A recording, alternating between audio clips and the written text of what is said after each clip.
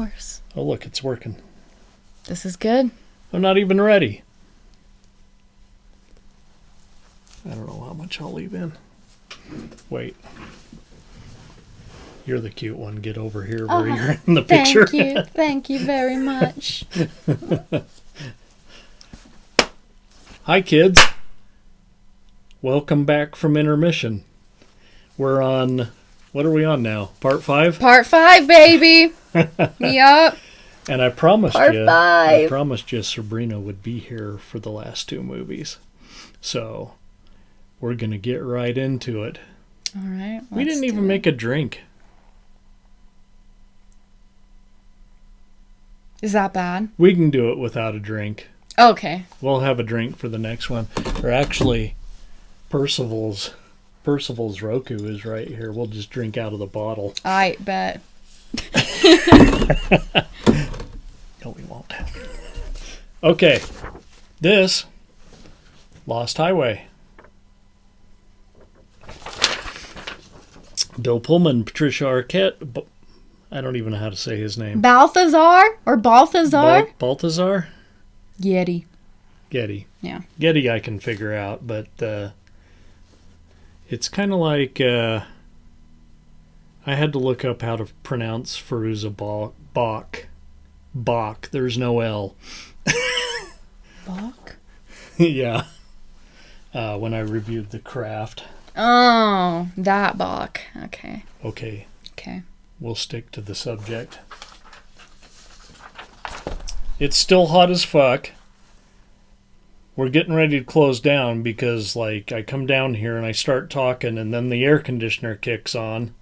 And I said we'd just let it go for, like, especially Eraserhead and Blue Velvet. We'll just let that air conditioner run because it goes with the industrial sounds in the movie. But now we've moved out of the industrial sounds in the movie and we got, like, fancy soundtracks. This is a damn good soundtrack. It is a damn good soundtrack. It's really good. Do I own this one? I might. I hope you do. I definitely own the last one, which was Twin Peaks Firewalk with Me. So we've already covered all the Twin Peaks. I know you barely scratched the surface on that one. Yeah. One day. Okay. 1997 October Films, directed by David Lynch, of course. Oh, pardon me. Starring Bill Pullman, Patricia Arquette, Balthazar Getty, Robert Blake, Robert Loggia, Henry Rollins, Richard Pryor, Gary Busey, and Jack Nance. Mm-hmm. Not particularly in any order there. Not to mention special appearances by Marilyn Manson and Twiggy Ramirez. In case you didn't know. Okay, a mystery erupts as Fred and Renee Madison, which is Pullman and Arquette, start receiving videotapes at their own house. Yeah, the bell rings, they go outside, and there's an envelope. Well, what's this videotape? Oh, it's the outside of the house. Okay. That's freaky. But then they come home from party one night. The next time, the video starts with the outside of the house, but then is inside the house. And like me, they called the cops. I would probably even call the cops. I don't know. I'm still mad at the cops.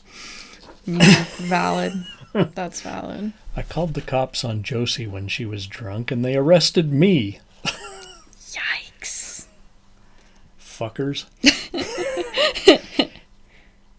So, did I tell you all that Charlie got beat up at the park? Yeah, they never figured that out either. So, oh my God. Like in real life, Dumbasses. The cops aren't much help. And all culminates with Fred allegedly murdering Renee. On video even, I think. What do you got? Nothing. Emotional support chicken and Creech. Okay. And so they lock Fred up, and in his jail cell, Fred kind of starts to come undone one night. I don't know if it was the first night necessarily, but he's like, and the screen's shaking, and Well, the next morning, Fred's not Fred anymore. We wake up. We wake up to find 20-something Pete in Fred's cell. And the guards, one of whom is Henry Rollins, are like, what's going on here? Yeah, like the fuck? They were a little bit more alarmed about it than... Yeah, they weren't that chill. Pete, played by Getty. See, I triggered that right there. After scratching their heads for a bit... My duck. They're like, okay, how the fuck did he get here?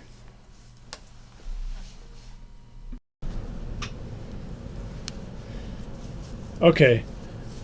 Sabrina has to go to lunch with her aunt, who's in town visiting. And we're just going to shoot with the AC on. So... Hope y'all don't mind. Deal with it. Yeah, deal with it, actually. So they let Pete go. He goes back home to Mom and Dad, Gary Busey, and can't remember who Mom was, and his girlfriend, Ashley. And, you know, they're like constantly.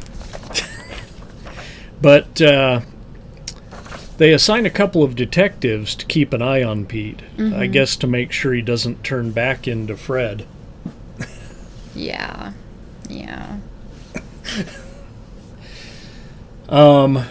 Because, you know, Fred's quite possibly a murderer. You got all this so far? I think they do, yeah.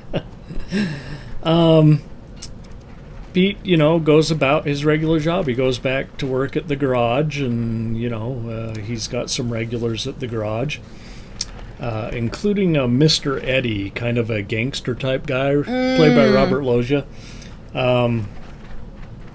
Played with real menace by Robert Loggia. There's always one guy in the David Lynch movie that's just a menace. Yep. Gotta have the menace, right? That all changes Pete's regular life, all changes when he meets Alice Wakefield. Also Arquette, but blonde now. Mm-hmm. She blonde. Sparks fly, but hold up. Alice is Mr. Eddie's girl. What? And Mr. Eddie, as you can well imagine, is not one to mess with. Mm-mm. And he's not stupid either. He kind of suspects something's up with Alice. But they just keep messing. A roadside motel, a shack on the beach, and what in the fuck is going on here? And who the hell is Robert Blake anyway? Seriously? I mean, he shows up at the beginning of the picture and, like, tells Fred that he's at his house right now and, like, here, hands him the phone, and he's on the phone while he's right in front of him. But at the end, you know, we're at the shack. The shack's on fire. We're making love in the sand. Wow, it's beautiful. Okay, we're going to summarize here before I give away the whole movie. This is a great non-linear story. So, I can tell you at least this much. It seems like if it was a linear story, we took where's Hasselhoff? Creech is the first half of the story, and Hasselhoff's the last half of the story. Yeah. Just like in real life. And we decided to chop this part off and put it in the front. Mm-hmm. And make that change by having Fred just magically turn into Pete in the jail cell. Huh. Now, I'm not going to tell you the end, other than things get really fucked up. I know that's hard to imagine in a David Lynch movie. We've already talked about 4 of them and the series. Mm-hmm.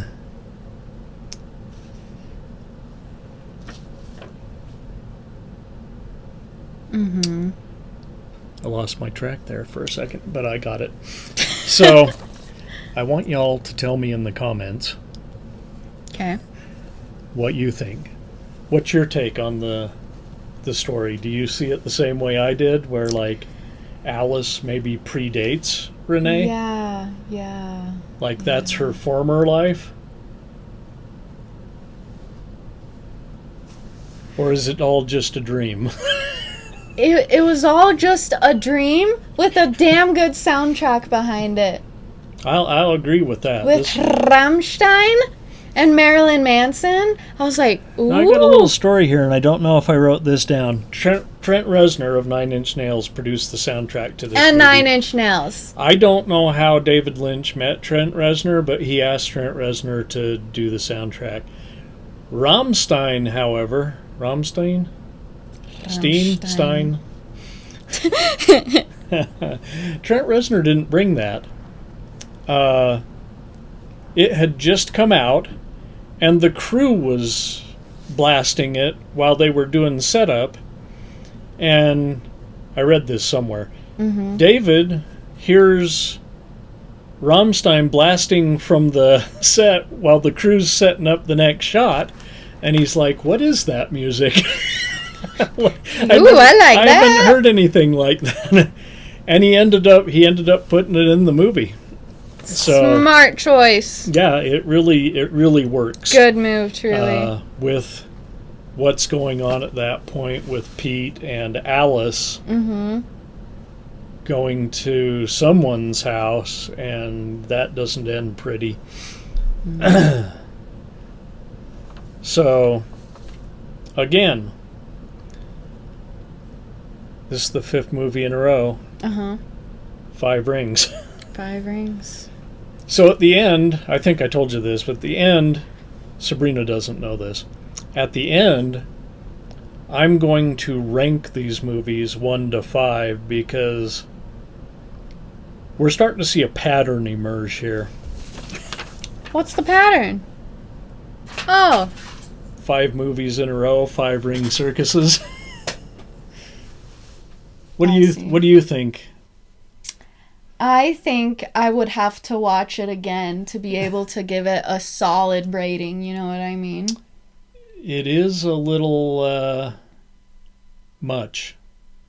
And that was your first exposure to David Lynch. Yeah. And we talked about on the last movie all the poor folks who were introduced to David Lynch through television. Yeah. And then going to see Firewalk with Me. Oh, God.